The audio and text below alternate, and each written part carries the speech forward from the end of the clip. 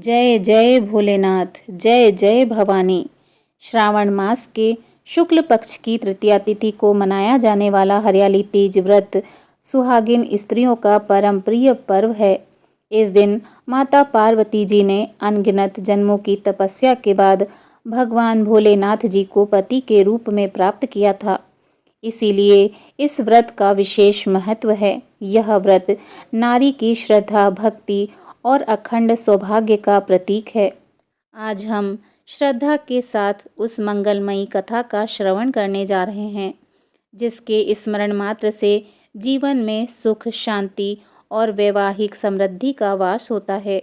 आइए कथा से पूर्व हम श्रद्धा भाव से माता पार्वती जी का ध्यान करें।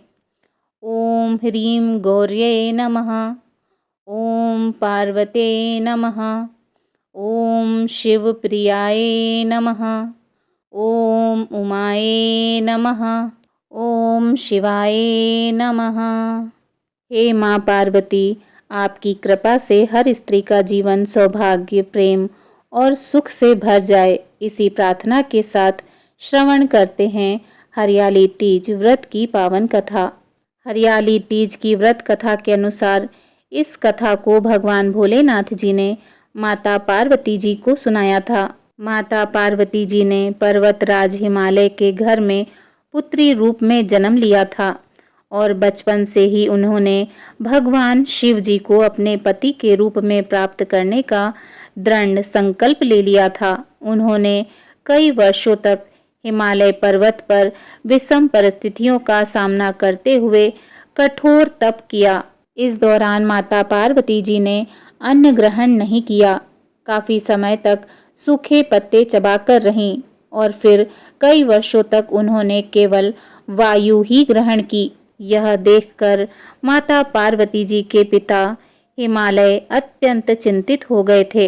एक दिन देव ऋषि नारद जी उनके पिता के पास पहुँचे और कहने लगे, हे राजन, भगवान श्री हरि विष्णु जी आपकी पुत्री से विवाह करने के इच्छुक हैं।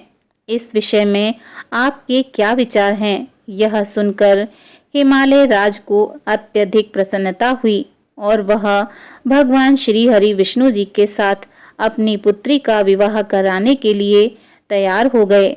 देव ऋषि नारद जी ने यह समाचार भगवान श्री हरि विष्णु जी को दिया और साथ ही माता पार्वती जी को भी इसके बारे में अवगत कराया। जब माता पार्वती जी को इस बात की जानकारी प्राप्त हुई तो वह अत्यंत ही निराश और दुखी हो गईं, क्योंकि उन्होंने तो मन ही मन भगवान भोलेनाथ जी को अपने पति के रूप में स्वीकार कर लिया था। माता पार्वती जी ने अत्यंत दुखी हृदय से यह बात अपनी सहेली को बताई। उनकी सहेली ने माता पार्वती जी की सहायता करने का निश्चय कर लिया। इसके बाद उनकी सहेली ने माता पार्वती जी को एक घने जंगल में एक गुफा के अंदर छिपा दिया। माता पार्वती जी ने उस गुफा में भगवान भोलेनाथ जी की पूजा के लिए रेत के शिवलिंग का निर्माण किया और वहीं पर घोर तपस्या में वह लीन हो गईं। माँ पार्वती के इस तपस्विनी रूप को नवरात्रि के दौरान माता शैलपुत्री के नाम से पूजा जाता है। संयोग से माता पार्वती जी ने शिवलिंग की स्थापना भाद्रपद की शुक्ल पक्ष की तृतीया तिथि को हस्त नक्षत्र में की थी और साथ ही निर्जला व्रत रखकर रात्रि जागरण किया। तब माता के इस कठोर तपस्या से प्रसन्न होकर भगवान भोलेनाथ जी ने उन्हें दर्शन दिए और इच्छानुसार उनको अपनी पत्नी के रूप में स्वीकार किया। इसके बाद माता ने व्रत का पारण किया। वहीं दूसरी ओर पर्वतराज हिमालय भी अपनी पुत्री को ढूंढते ढूंढते गुफा तक आ पहुँचे। माता पार्वती जी ने अपने पिता को वहां घर छोड़कर गुफा में रहने का कारण बताया। साथ ही उन्होंने अपने पिता को यह भी बताया कि भगवान भोलेनाथ जी ने उनका वरण कर लिया है और इस प्रकार उन्होंने भगवान भोलेनाथ जी को अपने वर के रूप में प्राप्त करके अपना संकल्प पूर्ण किया। इसके पश्चात पर्वतराज हिमालय ने भगवान श्री हरि विष्णु जी से क्षमा याचना की और वह आखिरकार अपनी पुत्री का विवाह भगवान भोलेनाथ जी से करवाने हेतु सहर्ष तैयार हो गए। अंततः भगवान भोलेनाथ और माता पार्वती जी का विवाह विधि पूर्वक संपन्न हुआ। इस प्रकार माता पार्वती और भगवान भोलेनाथ जी का पुनर्मिलन हुआ। इस प्रकार माता पार्वती और भगवान भोलेनाथ जी की यह मंगलमय पावन कथा पूर्ण हुई।